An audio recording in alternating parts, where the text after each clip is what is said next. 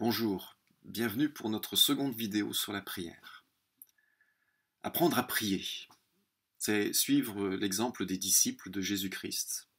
Il nous est dit dans Luc au chapitre 11 qu'un jour Jésus priait et quand il eut fini, l'un de ses disciples lui demanda « Seigneur, apprends-nous à prier comme Jean l'a appris à ses disciples. » Il leur répondit « Quand vous priez, dites Père. » Apprendre à prier.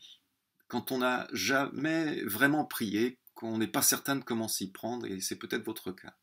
Mais les disciples, eux, étaient comme tous les juifs éduqués dans leur religion, et la prière était une activité centrale, quotidienne, de tout juif religieux.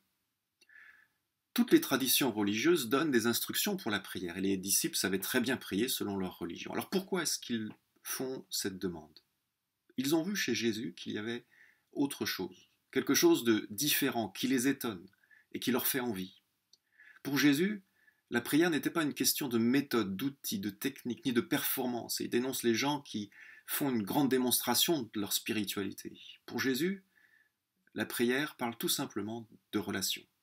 Jésus avait une relation intime avec son Père. C'est ce que les disciples ont vu, et c'est ce qu'ils désirent avoir eux aussi. Eux, ils savaient prier comme de bons juifs, et peut-être que nous, on sait prier selon une tradition religieuse, comme de bons chrétiens, catholiques, orthodoxes, protestants, ou en bons musulmans, en bons bouddhistes. Peut-être qu'on n'a jamais appris, qu'on n'a aucune idée de ce qu'est la prière, mais on peut apprendre à prier comme Jésus, en regardant son exemple, en écoutant ce qu'il nous dit dans les évangiles. Et ce qu'on découvre à la lecture du Nouveau Testament, c'est qu'apprendre à prier comme Jésus, c'est avant tout apprendre à connaître une personne, à entrer dans une relation avec une personne. Jésus, lui, a été le seul homme dans l'histoire de l'humanité qui avait naturellement cette relation, comme un fils s'approche de son père pour lui parler. Parce que le Nouveau Testament nous dit qu'il vient de Dieu, que lui-même est divin de toute éternité. Le Nouveau Testament nous parle du Dieu qui est unique, qui est un, en trois personnes. Alors c'est quelque chose qui est difficile à comprendre et on reviendra certainement sur ce sujet. Mais en réalité, cela signifie tout simplement qu'il est un Dieu de relation, qu'il est un Dieu de communion, d'amour, dans sa nature même. C'est cette relation d'amour avec le Père que Jésus, le Dieu venu vers nous comme un homme, c'est cette relation que lui avait tout naturellement. Et c'est cela qui se révélait lorsqu'il priait, et que ses disciples ont vu. Ils ont eu soif, eux aussi, d'avoir cette relation. Lorsqu'ils ont demandé à Jésus de leur apprendre à prier, ils ont demandé à la bonne personne. Jésus était le seul qui pouvait les faire entrer dans cette relation intime avec le Père. On pourrait dire leur présenter le Père, comme on introduit un ami à un autre ami et qu'on les met en relation. C'est exactement ce que Jésus est venu faire. Il le dit lui-même, il dira dans Jean chapitre 16, c'est vrai, oui, je suis venu du Père et je suis venu dans le monde. Il dira aussi dans l'évangile de Matthieu, mon Père a remis toutes choses entre mes mains. Personne ne connaît le Fils si ce n'est le Père, et personne ne connaît le Père si ce n'est le Fils et celui à qui le Fils veut le révéler.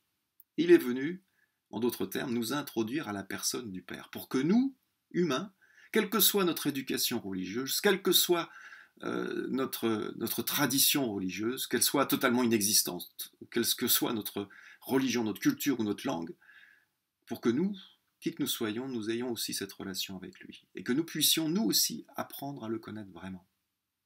Et la Bible emploie des mots, des images qui évoquent ce rôle central de Jésus. Il est le médiateur, c'est-à-dire l'intermédiaire incontournable. L'apôtre Paul dira même il est le seul médiateur. En effet, dira Paul, il y a un seul médiateur, un seul Dieu, et même un seul médiateur entre Dieu et les hommes, un homme, Jésus-Christ. C'est dans la première épître à Timothée au chapitre 2, verset 5. Il dira à ses disciples dans l'évangile de Jean, vous avez appris depuis votre enfance par la religion à prier Dieu, mais désormais, moi, je vous ai montré comment prier en mon nom, mon Père qui est au ciel.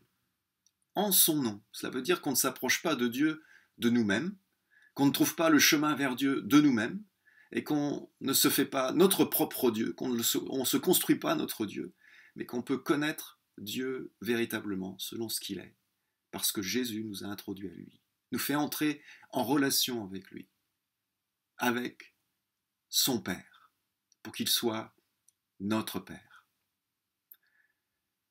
Je vous invite à prier maintenant. Notre Père, merci pour cette relation que nous avons, une relation intime que nous pouvons avoir avec toi, dans le nom de Jésus-Christ, à travers cette révélation qui nous a été donnée en Jésus. Merci pour cette intimité que nous pouvons découvrir, dans laquelle nous pouvons entrer toujours plus.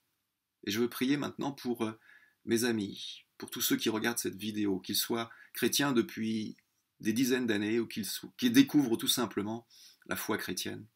Bénis-les, Seigneur. Fais-les entrer pas à pas dans cette relation toujours plus intense, toujours plus profonde avec le Dieu vivant, le seul vrai Dieu qui s'est révélé en Jésus-Christ. Dans le nom de Jésus. Amen. Que Dieu vous bénisse dans cette découverte enthousiasmante de la prière. À bientôt.